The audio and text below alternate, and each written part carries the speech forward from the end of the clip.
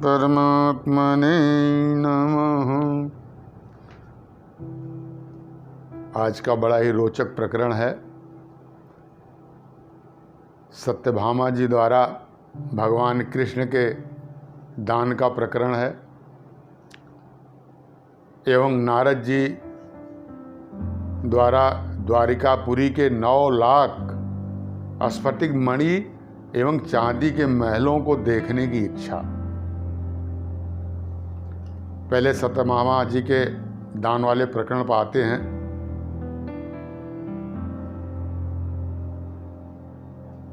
जैसा कि आप जानते ही हैं कि कृष्ण भगवान को तमाम शादियां करनी पड़ी थीं, लेकिन 8 उनकी पटरानी थी, जिसमें सत्यभामा जी के दिमाग में एक दिन ये बात आई कि कुछ ऐसा हो कि भगवान हमें ही हर जन्म में पति के रूप में मिलें।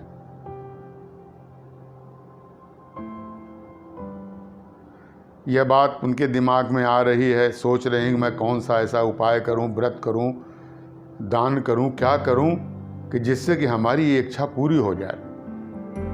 उसी समय नारद जी का द्वारिकापुरी में आगमन होता है। द्वारिकापुरी में सबसे पहले नारद जी सत्यभामा जी के ही महल में जाते हैं। कुछ प्रभु की प्रेरणा ही थी कि नारद को आना पड़ा। सत्यभामा जी ने जब नारद जी को देखा तो बहुत खुश होती हैं। सत्यभामा जी कहती हैं, नारद जी बड़े मौके पर आए हैं, आप कुछ हमको ऐसा उपाय बताइए कि जिससे कृष्ण भगवान हमको जन्म जन्मांतर हर जन्मों में पति के रूप में ही मिलें और किसी को न मिले। नारद जी ने कहा, इसके तो बड़ी सरल उपाय है। आदमी जो दान करता है वही अगले जन्म में उसको मिलता है। आप कृष्ण भगवान का दान कर दीजिए, आपको हर जन्म में मिलते रहेंगे। सत्यभामा जी तैयार हो जाती हैं। एक बार भी नहीं सोच रही हैं कि दान तो वस्तु की जाती है, हीरा चांदी जवाहरात रत्नों की जाती है,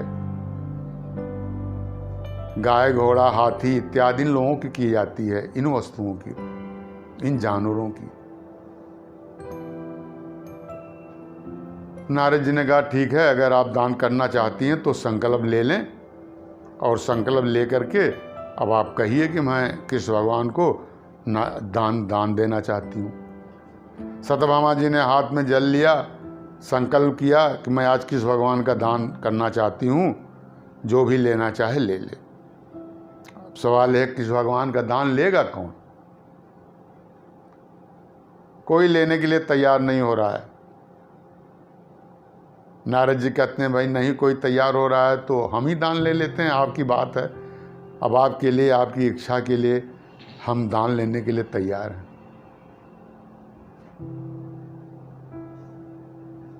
सत्यभामा चूंकि संकल्प ले ही ली थी, कृष्ण भगवान को नारद जी को दान कर दी। नारद जी ने कृष्ण भगवान का हाथ पकड़ा, कहा, प्रभु आइए मेरे पीछे पीछे, अब तो आपका दान हो गया, आप मेरे हो गए। ये मेरा जो है झोला पकड़िए, बीणा पकड़िए और चलिए मेरे पीछे पीछे। भगवान ने कहा, जो आज्ञा। लेके जाने लगी। सत्यभामा जी ने कहा, अरे नारद जी ये क्या कर रहे हैं? अरे हमने तो दान इनको प्राप्त करने के लिए किया था, आप तो इन्हीं को लेके जा रहे हैं। नारद जी ने कहा, अरे भाई, जो आदमी जिस वस्तु की दान कर देता है तो वो उसकी हो जाती है। अब तो आपको अगले जन्म में मिलेंगे। सत्यभामा बहुत परेशान हो गई। सत्यभामा माथा पीट रही है कि मैंने ये अनजाने में क्या कर दिया, मैंने अपने स्वामी का ही दान कर दिया, लेकिन अब तो दान हो चुका था। नारद जी से विनती करती हैं कि हे नारद जी, आप तो संत हैं, सबको उपाय बताते हैं, सबके कष्ट का हरण करते हैं। नारद जी हमको भी कोई उपाय बताइए जिससे मेरे स्वामी फिर मेरे पास आ जाएं। नारद जी, ठीक है, अगर आप इनके बराबर सोना तौल करके मुझे दे दें तो मैं कृष्ण भगवान को फिर आपको दे दूंगा। सत्यभामा जी ने कहा, अरे ये तो बड़ा सरल उपाय आपने बताया, मेरे पास तो सोने का भंडार है, सोने का भंडार जो खोलूं, एक नहीं सब कृष्ण को तोलूं। आहा, अहंकार आ गया। एक पल्ले पे बैठ गए श्री कृष्ण भगवान, दूसरे पल्ले पर सोने के सिक्के, हीरा जवाहरात लदने लगे। इनका खजाना खाली हो गया। अन्य रानियां वो भी अपना अपना भंडार लाके रख दी, फिर भी नहीं तोल हुई। पल्ला उठा ही रहा। बहुत परेशान होकर के अंत में रुक्मिणी जी के पास जाती हैं, पूरा वृत्तांत बताती हैं। रुक्मिणी जी आती हैं, सीन देखती हैं, प्रभु के रहस्य को समझ जाती हैं, मुस्कुराती हैं। सत्यभामा से कहती हैं, रे सत्यभामा, क्या प्रभु को सोने से तौला जा सकता है?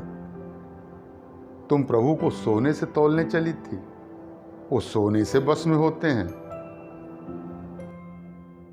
रुक्मिणी जी ने एक तुलसी दल तराजू के पल्ले पर रख दिया, प्रेम के साथ, बड़े ही श्रद्धा के साथ, और जैसे ही तुलसी दल उसमें पड़ता है, भगवान हल्के हो जाते हैं, ऊपर उठ गया पल्ला। सत्यभामा जी बहुत प्रसन्न हो गईं। कृष्ण भगवान फिर वापस मिल गए। तो इस कहानी का सार ये है, भगवान ये सत्यभामा को बताना चाहते थे कि मैं किसी एक अकेले का नहीं हूं, मैं सबका हूं। जो जिस भाव से, और भाव का स्तर जो होता है, मैं उसके उतने ही नज़दीक रहता हूं। भक्त जहां मुझे याद करता है, मैं वहां पर उसके पास आता हूं। मुझे धन की जरूरत नहीं है, मन की जरूरत है। प्रभु कहते हैं, मुझे धन नहीं चाहिए, मुझे मन चाहिए। अपना मन मुझे समर्पित कर दो। तुम मुझे अपना मन दोगे, हम तुम्हें तुम्हारे मानव जीवन को सार्थक बना देंगे। पूर्ण समर्पण करो, श्रद्धावान बनो, जिज्ञासु बनो, अनुराग पैदा करो, वैराग्य पैदा करो। संसार से नहीं, संसार के बनाने वाले मुझसे प्रेम करो। इस तरह से सत्यभामा का भ्रम दूर हुआ। अब नारद जी कृष्ण भगवान से मिलते हैं, और उनके घर जो महल हैं 16,000, भगवान के अंतःपुर में 16,000 महल थे। चूंकि 16,000 रानियों से उन्होंने शादी किया था। जब नरकासुर को मारे थे, तो एक शरीर से एक समय में 16,000 रानियों से अलग अलग महल में शादी जो है किया था प्रभु ने। नारद जी जाते हैं देखने, जहां जाते हैं हर महल में प्रभु कुछ न कुछ करते हुए मिल रहे हैं। किसी में खाना खा रहे हैं, किसी के महल में बातचीत कर रहे हैं पत्नी से, किसी के महल में बच्चों को खिला रहे हैं, किसी के महल में बैठ करके गायत्री का जाप कर रहे हैं, ध्यान में लीन हैं।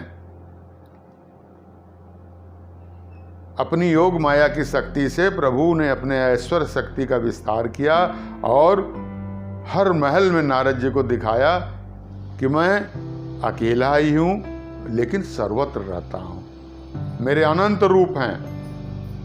महल की शोभा तो करने लायक ही नहीं थी। उसके बाद नारद जी एक बहुत बड़े मकान में जाते हैं। उस मकान की शोभा कहते नहीं बनती। उसके जो खंभे थे वो मूंगे के थे, वैदुर्य के छज्जे थे, इंद्र नील मणि के फर्श थे, दीवारें थी, मरकत मणि के फर्श जहां तहां लगे हुए थे, सोने चांदी, सोने हीरे जवाहरात की लाइनें बनी थी। उस महल की शोभा बड़ी ही अपूर्व थी। वहां पर प्रभु रुक्मिणी जी के साथ बैठे हुए थे। रुक्मिणी जी को ही लक्ष्मी जी कहा जाता है। वही लक्ष्मी के अवतार हैं जो भगवान ने मानव रूप पकड़ा, कृष्ण रूप में आए तो लक्ष्मी जी रुक्मिणी के रूप में आई और उस समय सोने के डंडे से उस पंखे में जिसमें सोना लगा हुआ था, सोने का डंडा था, उससे प्रभु को चमक डला रही थी। वैसे तो वहाँ नौकरानियों दासियों की कमी नहीं है, लेकिन प्रभु की सेवा स्वयं लक्ष्मी जी करती हैं। कभी पैर दबाते हुए मिलती हैं, कभी जो है पंखा झल रही हैं। तो इससे एक मानवों को संदेश जाता है कि हे जीवों, हे प्राणियों, प्रभु को पाना है तो उनकी सेवा करो। स्वयं जब लक्ष्मी जी सेवा करती रहती हैं, आपने देखा होगा शेष नाग पे, शेष की सैया में जब विष्णु भगवान सोए रहते हैं, लक्ष्मी जी हमेशा पैर दबाती हैं। तो क्या संदेशा देना चाहती हैं कि अगर प्रभु को पाना है तो सेवा करो, और सेवा पूर्ण प्रेम के साथ करो, तब प्रभु मिलेंगे, अन्यथा प्रभु का मिलन नहीं हो सकता। प्रभु को राग द्वेष, काम क्रोध लोभ, राग द्वेष ईर्ष्या छल कपट, इसको दूर करना पड़ेगा, तभी मिलेगा। भगवान को ये अच्छा नहीं लगता। निर्मल मन जन सो मोहि पावा, अमोहि कपट छल छिद्र न भावा। भगवान खुद उन्होंने कहा है कि मैं कैसे प्राप्त हो सकता हूँ। इसलिए निर्मल मन से प्रभु की सेवा करिए, प्रभु के चरणों में रत होइए। प्रभु का सी चरण ही ऐसा है जिसकी सेवा करने से इस संसार रूपी कुएं से आदमी तर जाएगा, और दूसरा कोई उपाय नहीं है। प्रभु का स्मरण, प्रभु का चिंतन, प्रभु का गुणगान, ये हमेशा अनवरत हृदय में बना रहे। प्रभु के लिए काम करो, प्रभु के लिए जियो, प्रभु का सुमिरन करो, जिससे ये मानव शरीर कृतार्थ हो जाए। कारण प्रभु निराकार है, महिमा अपार है, शरण में जो आ गया उसका बेड़ा पार है। शरण में जो आ गया उसका बेड़ा पार है। हरि शरणम हरि शरणम हरि शरणम हरि शरणम। हरि ओम हरि ओम।